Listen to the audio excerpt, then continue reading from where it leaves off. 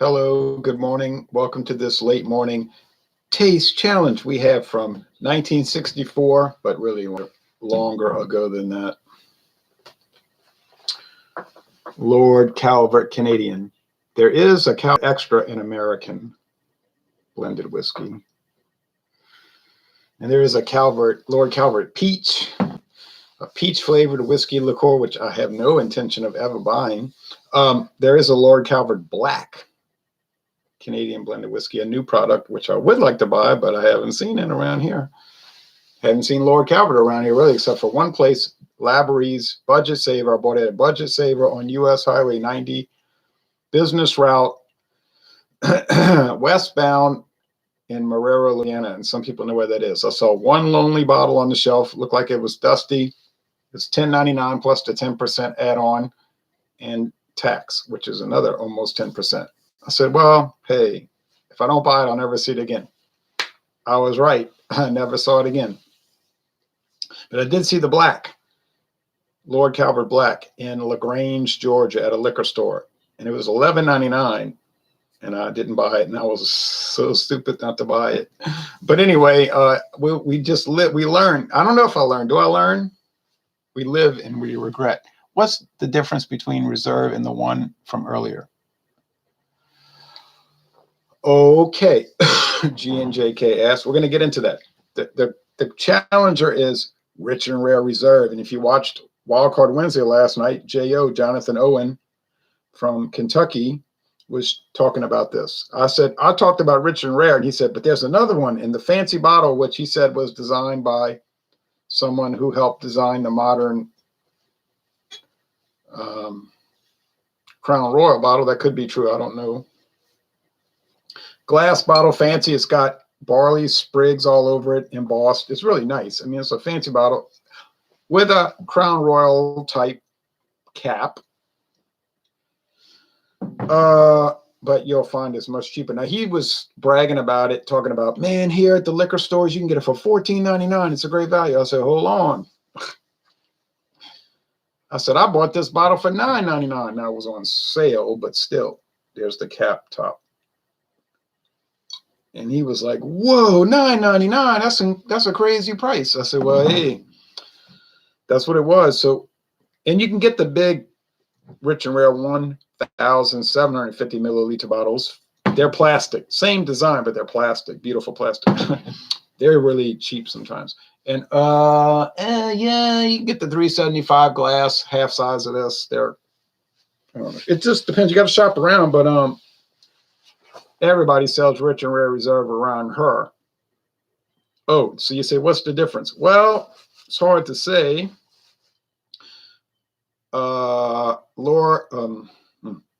Rich and Rare, the standard one. The standard Rich and Rare hit the market in 1961. I did research. Introduced by a company called Gooderham Distilling, some Canadian company. So I ain't never heard of them. Of course, because they're not in business anymore. Like everybody else, they got bought out. Somebody came along and said, hey, Gooderham. Yeah, we're independent. We love it. We're proud of our family-owned business, blah, blah, blah. And some big company said, yeah, whatever, blah, blah, blah. See this check? This is how much we're going to give you for your company. And they said, show me the money. And they were gone. That's how it works. Sentiment talk, money talks and sentiment walks.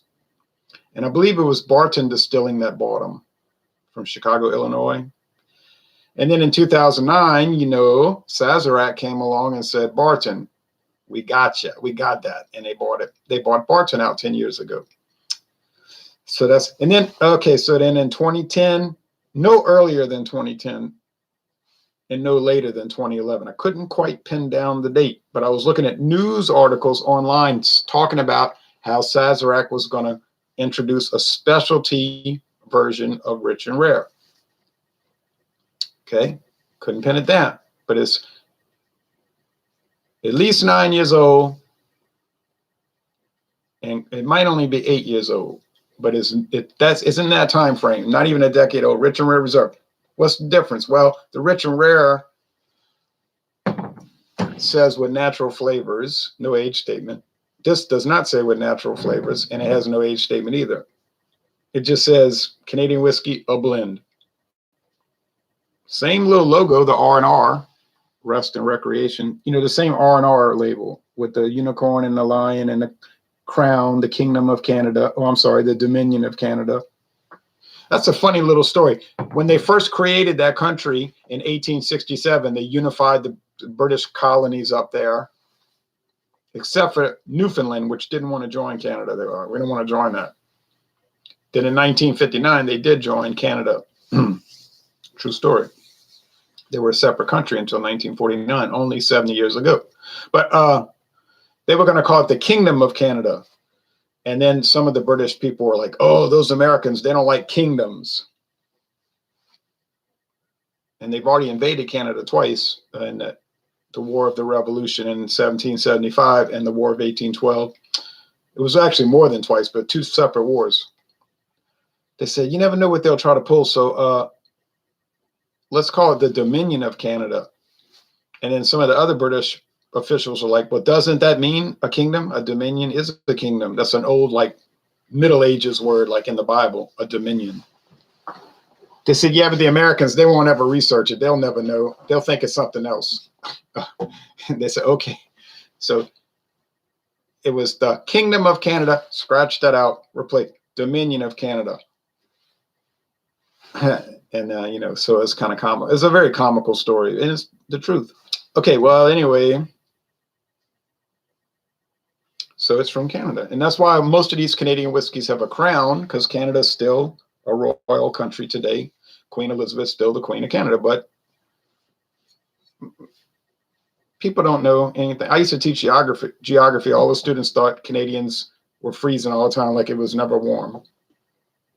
It ain't really, because I went there many times to Canada, even in like June and July, and it was like I'm wearing a jacket today. I was wearing a jacket. I was like, it's cold over here.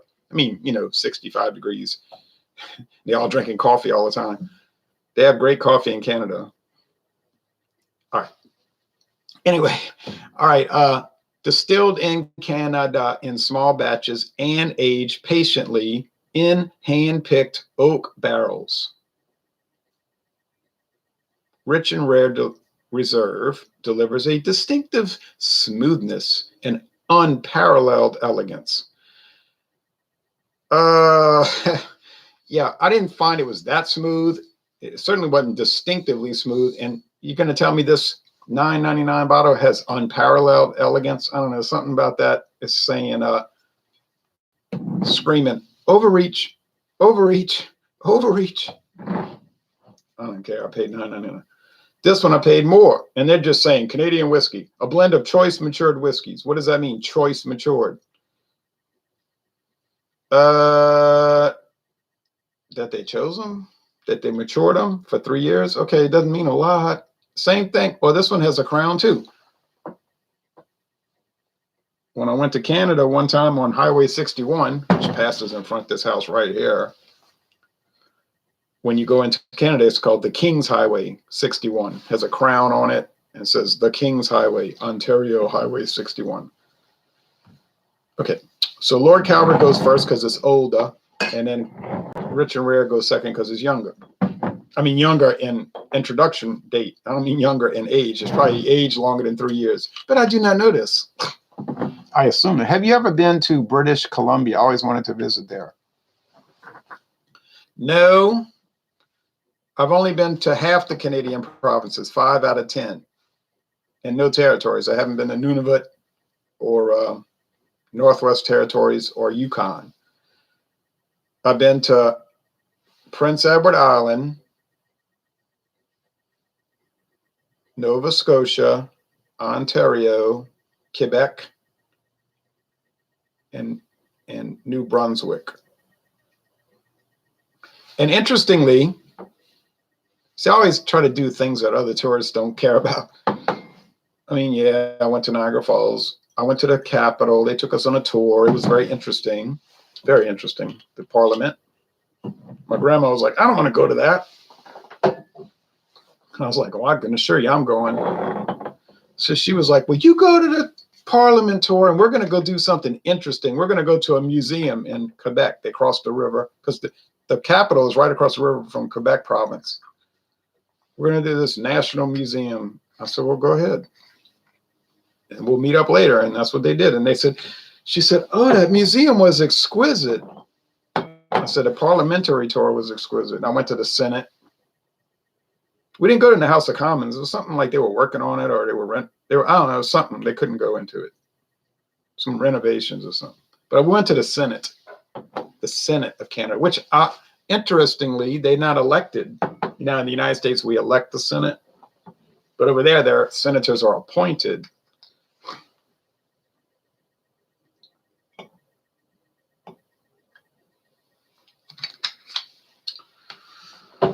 All right. And then they have the changing of the guard like they do in London. You know, in London, they have the red coats with the bear skin cap at the palace. Well, in Canada, they have that too. They have a palace and they have a changing of the guard. And we were there and they have the bear skin caps. And then they march out and they do a ceremony with bagpipes and they do all that perfunctory, you know what I'm saying? All that like real strict to T. And the guards will not talk. They look straight ahead, you know.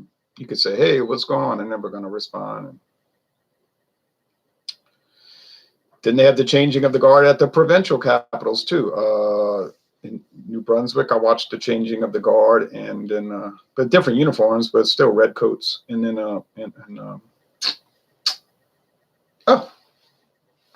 in Quebec, that was really fancy. They did it in French, à la française. All right. The King of Beer and Liquor Reviews back at it again, says The Doors 93. I know, right? I'm not the king. I'm just a prince. All right. Well, okay. So they're both gold. No, I mean, they're gold.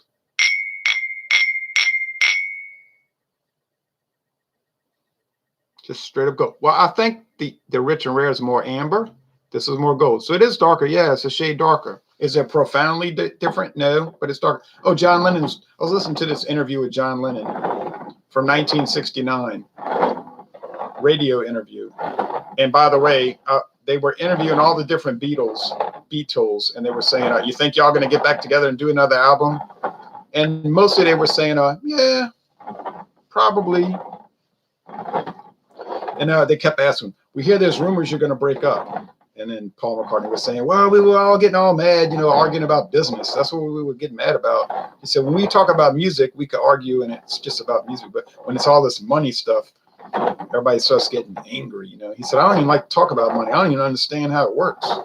And then John Lennon was saying the same thing. Well, we're just getting irritated with each other. You know, you just hanging around the same people all the time. You get kind of aggravated. He said, but we're probably going to make an album next year. He said, that's usually what we do. But then they had a big flare up in April 1970, and that was the end of the Beatles.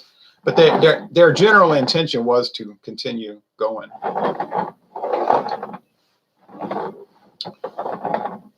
But anyway, he was talking about Canada, and they said, he says, do you have a following in Canada? And he said, yeah, we have a following in Canada. We have a big Beatles following in Canada. He said, because, you know, they're connected to us through that Commonwealth arrangement that they have. He didn't really know how to describe it. He said, oh, yeah. He said, they have like a special feeling for us. All right. He said, I didn't get on here to listen to you talk about the Beatles. I know, but I like to listen to that because it's a very interesting topic. Okay. I think I have them mixed up enough, but I don't know. I'm a little nervous about the color. I think this is darker. This is amber. That's gold. Is this the Rich and Rare Reserve? Damn, it is. So the color is different. Excuse my language. The color is different. All right. Oh, but it's funny listening to those interviews because they throwing shots at each other even in the interview, kind of like little oblique shots, you know, just random radio interviews from the late 69.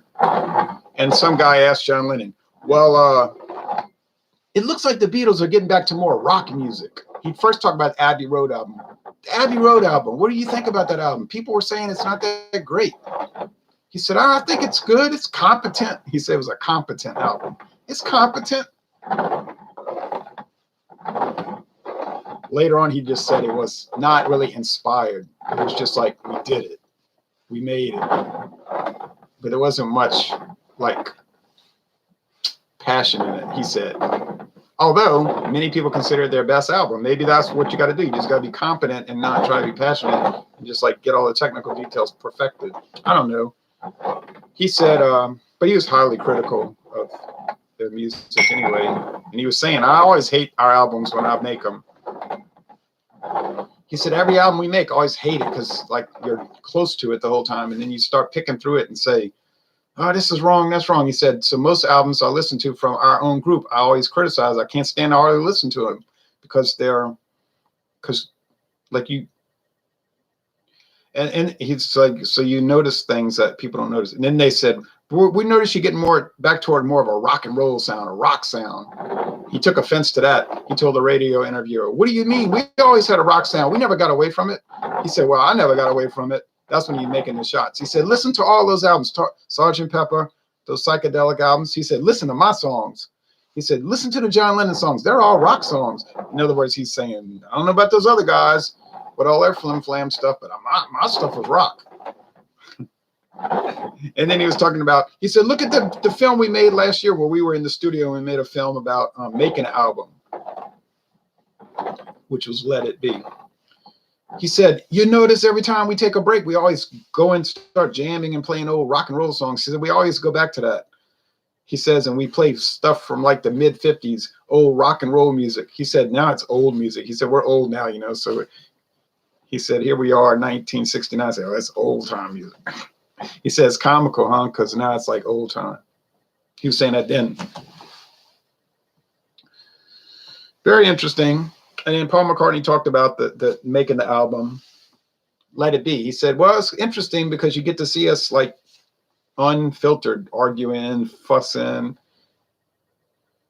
getting into it over making the songs, which is what he said we always did that. It's just now it's on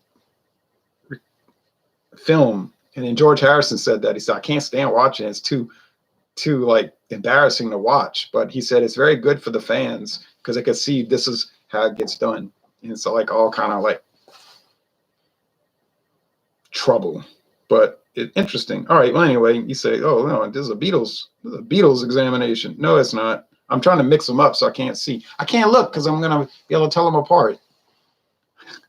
I can't look.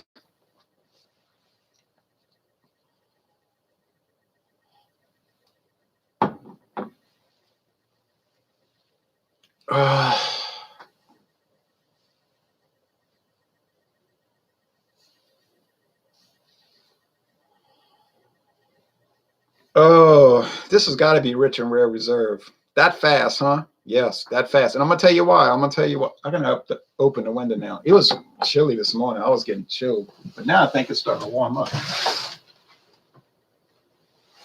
Yeah. Another hour, I'll take this jacket off. Okay, this pullover off. Nice pullover. All right. Tulane, you know what I mean?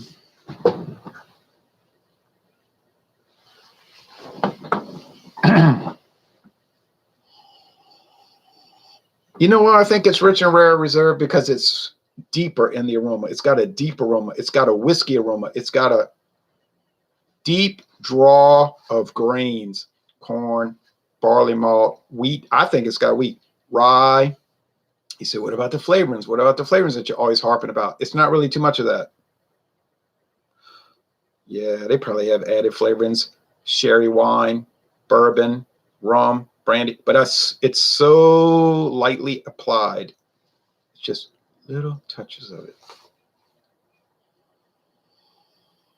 And there's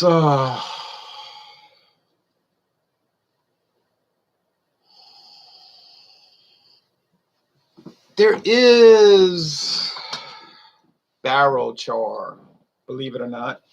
It's hard to believe, huh? In a old bourbon barrel, used barrel, but I don't know. I'm getting something.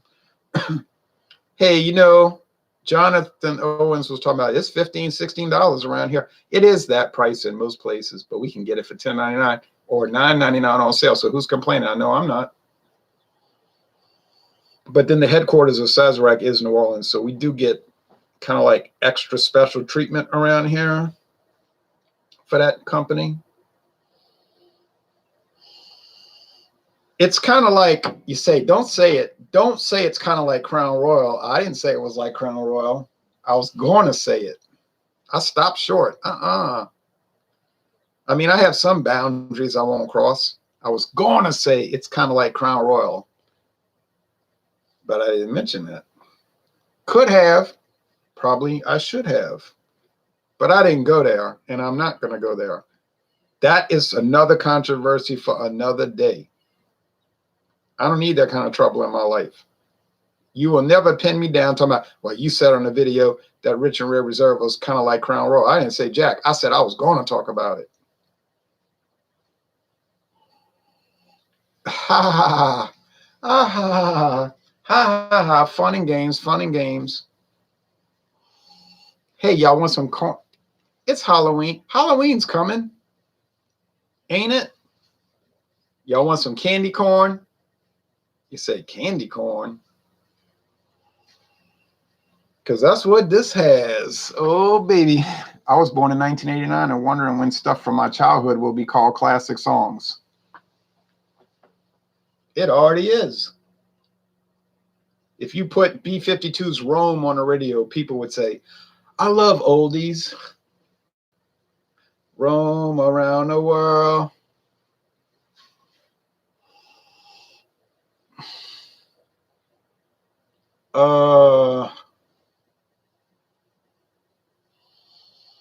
It has a little whiskey thing going on too, though. But to be honest, it's like deep grain corn. Yeah, you know, but wheat, barley, rye. I mean, I don't know. I don't know why people want to be hating on Canadian whiskey all the time. They don't anymore. But like 3 years ago, you always see these people. That's brown vodka. It's brown vodka. It's not real whiskey. Yeah. Okay. First of all, it's not brown vodka. It is real whiskey. It's a style that's been around since 200 years.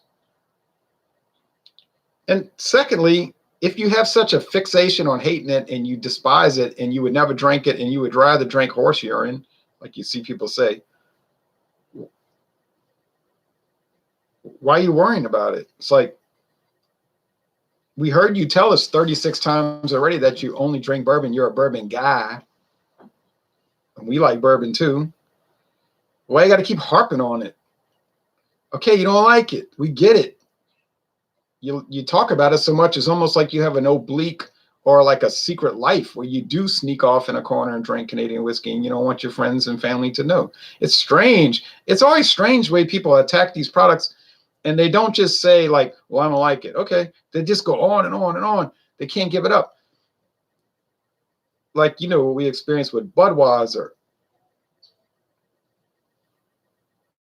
It's like, you tell me, I don't care about Budweiser. I know, but why do you talk about it 26 hours a day then? I mean, you don't care about it, but that's all you talk about. I don't care about it either, really, and I don't generally talk about it, except I talk about people who talk about it because it's bizarre.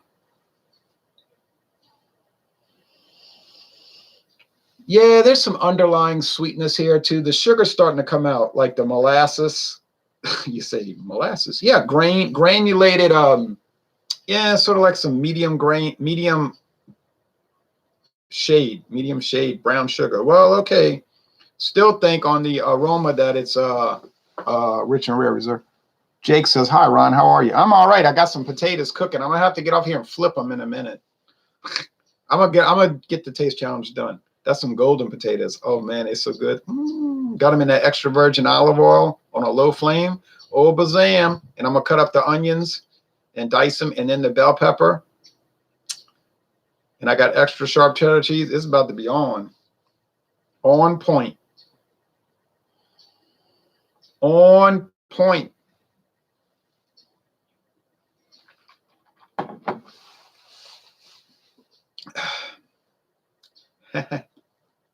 Yeah, elegantly smooth. I think it ain't really. Oh, yeah, distinctively smooth. Oh, really? Unparalleled elegance. Oh, really? I've tasted Crown Royal. I mean, this is a good substitute, I suppose. Oh, yeah, I'm not even going to talk about Crown Royal. I don't even know why I mentioned that. I was going to say, never mind. but something about it ain't really as good, but crazy. All right.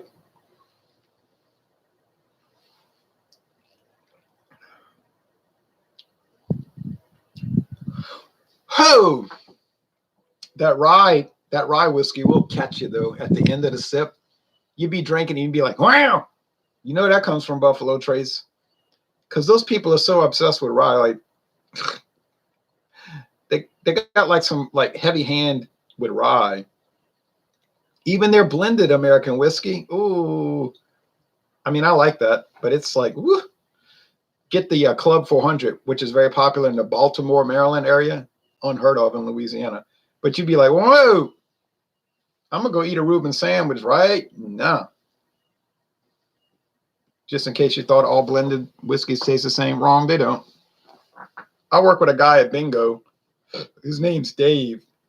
He's like, that's all he likes to drink. He said, I drink Canadian blends. I said, why? Because they're smooth and I love them. I said, okay, good answer. He didn't like bourbon. He'll drink it. He didn't like it. He'll tolerate it. Says too blah to him. Oh, this is so candy corn. What are you talking about? Come on, Lord Calvert. I mean, let's go get some corn syrup. You mean like Cairo? Yeah. Oh, man.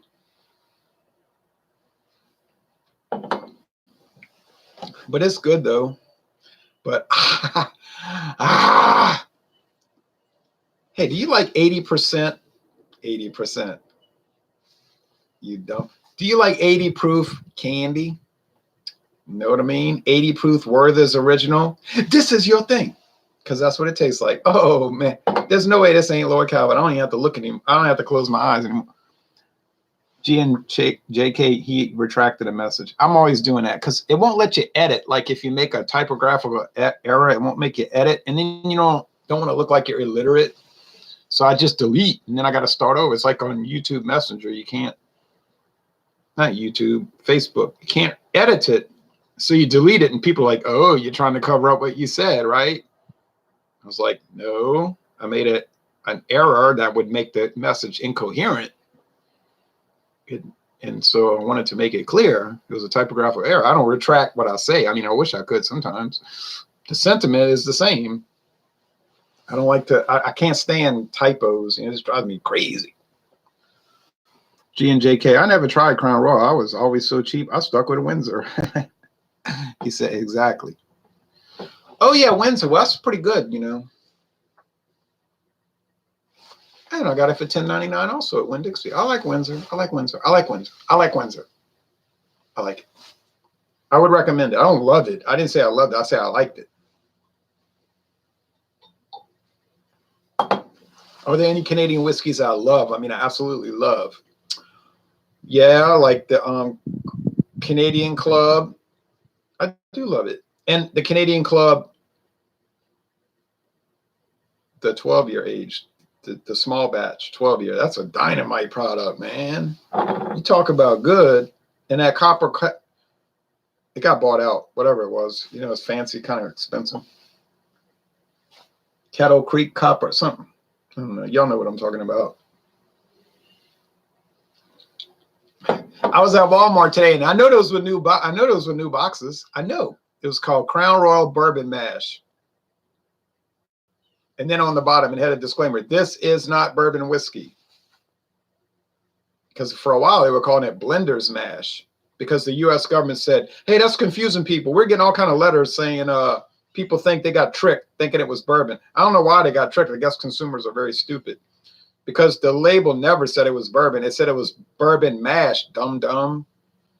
You know what I'm saying? They took bourbon mash recipe, bourbon, sour mash, whiskey components, and they made a Canadian blended whiskey at Crown Royal. Kind of common sense, right? Like this can be done.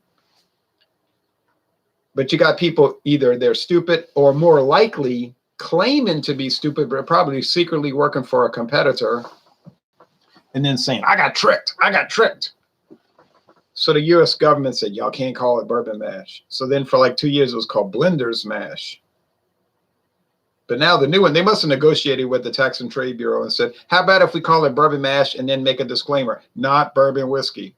They probably said, well, yeah, that's good. You know, for the dummies. And they said, oh, okay. Because those were clearly new boxes at Walmart. And it said, Crown Royal Bourbon Mash. This is not a bourbon whiskey on the label. And I was thinking to myself, why do people have to be so dumb? You know what I mean? Like, you almost have to be willfully ignorant. But I don't know. I talk to a lot of people. They say outrageous things that make you think they're not the smartest person. I don't know. Hey, you know what? I got a bottle of the Crown Royal Blender's Mash that John and Neely gave me as a gift. Thank you, John and Neely. That thing is just about to bounce out that bottle. It's about to jump out that bottle saying, try me, try me. And I'm like, I'm gonna. Can't wait to try it. They were drinking it. David Garlipede and John and Neely were drinking it at David's old house earlier this year. They were like, yeah. I was like, man, I don't know what y'all gonna do all night. They were just getting started. I was winding down. I was feeling like I got to drive, and this is like getting way out of hand. And they were like, hey, you want to try this? I was like, I don't think so. Just taste it. And I said, I'm not tasting it. I'm not. I'm drinking water. I'm not tasting it. I wanted to taste it, but I wasn't like obsessed with tasting it. I'm not doing it.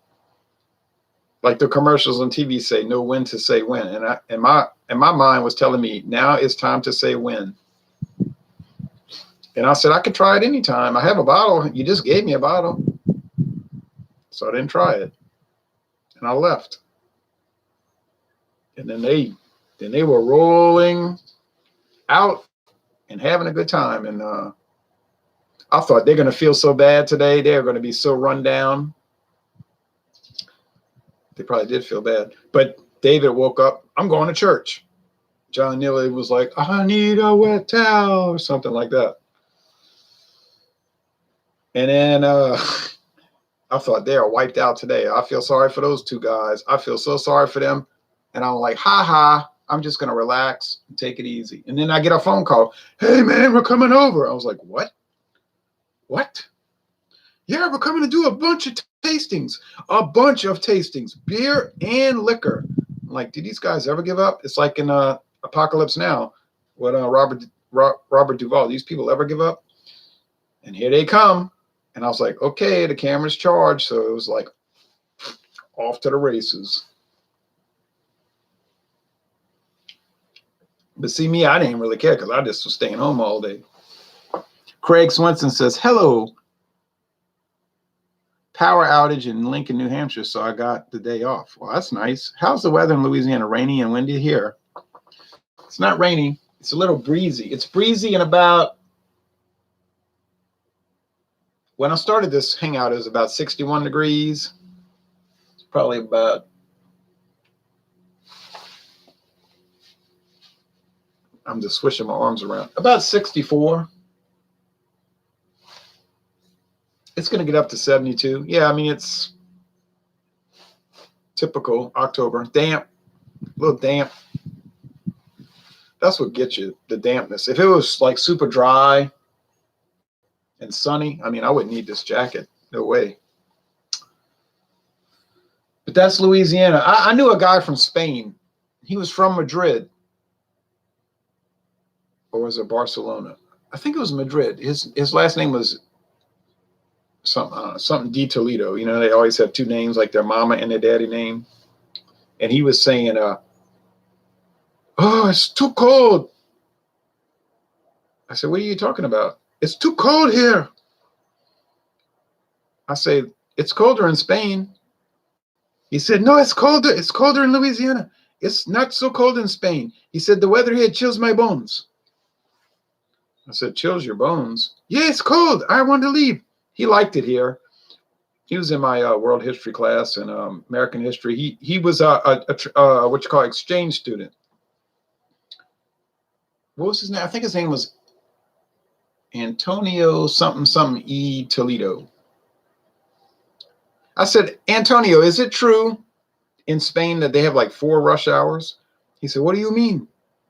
Like when he first got to the class in August, he couldn't speak English. Like he was like totally non-English speaking. But he was there. So by the time May came, he could speak English, in a kind of broken way. But he said, I said, like I heard in Spain, like they go to work at 6 in the morning, then they come home from work at 11 and eat lunch, and then they take a break and take a nap, a siesta, and then they go back to work, and then they come home in the evening, and then so it's like 4 rush hours. Go to work, come back from work, go back to work, come back from work. He said, yeah, you got to take a nap. You got to eat. I said, do you think that would affect productivity? He looked at me like, what are you talking about? So I said, okay. And then I said, because these are things I read in books, so when I meet somebody from another country, I'll ask them a question about the country. I said, hey, this is like in 2004, all right? This is like a long time, 15 years ago. I said, hey, I'm asking this guy, right? He was from a family that was like middle class, but like maybe a little upper middle class. Like he had the luxury to come to America for a year and kind of hang out and go to high school. He probably already had the degree in Spain, the Kingdom of Spain, which is called Kingdom. I said, Antonio, I think his name was Antonio. I said, hey, is it true that in Spain people eat dinner at night at like 10 p.m.? And they eat like a big steak dinner with potatoes and broccoli, like a huge dinner at 10 p.m.? He said, yes, everybody eats dinner at that time. Why do you eat dinner so early? I couldn't get over that. I was like, every stereotype I ever read about is true. He was like, yes, of course, everybody eats. Why would you eat? He would always make the affirmation in a question. He would always answer the question as a question. He would say, why would you eat before 10 p.m.? You're going to go to sleep. You got to eat a big steak dinner. I was like, nobody in America eats a steak dinner at 10 o'clock at night. It was pretty interesting. All right. Anyway, he just kind of looked at America as like, this country, it's so primitive.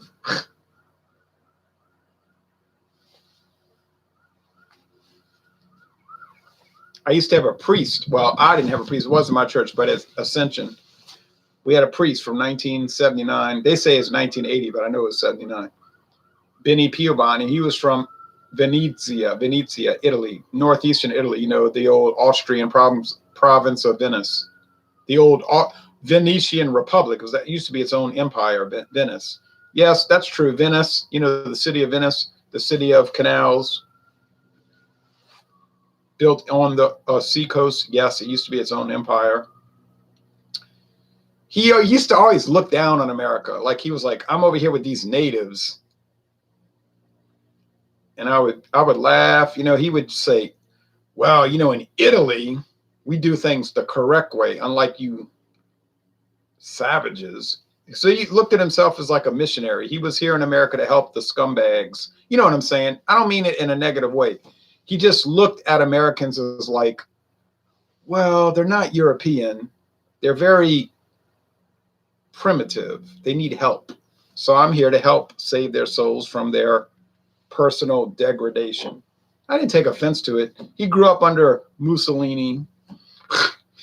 He had a very dictatorial outlook on life, like he wanted to be a dictator. And he was very dictatorial. And I did not mind that. But he would say, in Italy, what we do over there, which is obviously much superior to what you do here. And then he would go on some long discourse about how they would do something in Italy which was much superior to what you natives do here. Just wanted to say good morning before I head off to the salt mine, says 47 straight. Oh, thank you. Good morning to you. And I'm about to go eat. I'm about to flip those potatoes now. Oh, those things would be so good. All right. Well, that's why I like to teach geography, because you can learn about all the other countries. Anyway, this is obviously Lord Calvert. Is it inferior to Rich and Rare?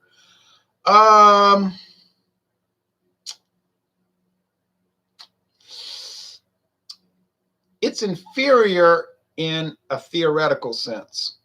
Do you know what I'm saying? Like, it's not actually as good, but I can see how people could argue that it's as enjoyable, because some people do like that kind of candy corn application. Like, it's kind of like a Clark bar, like eating a candy bar.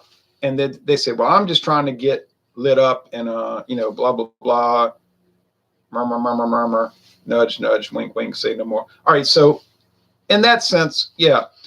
But I would still say that the Rich and Rare Reserve is marginally superior, but you would have to consider price. And in my case, the price is about the same. So I would say that Rich and Rare Reserve is probably marginally better. And you could make a lot of enemies saying that, but I'm still going to say that. I think Lord Calvert holds his own in the battle. So if I had a choice, which one would I buy? Whatever one was cheaper. Now, that's the honest. I'm just telling you honestly, I would buy whatever one was cheaper. We're talking about 750 milliliter standard size bottle.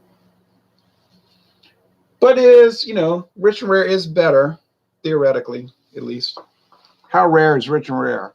It's so rare you can buy it at Walmart. That tells you anything. But I'm going to say this is Lord Calvert. I hope it says LC. If not, this whole video is invalid. Ha ha ha ha ha ha ha ha. Now, I know you might be saying, why are you coming on in the mid-morning? Don't you do these at dawn busters, Yeah, well, he loves that joke. I love that joke, too. I never get tired of saying it. Rich and Rare. It's so rare you can buy it at Walmart.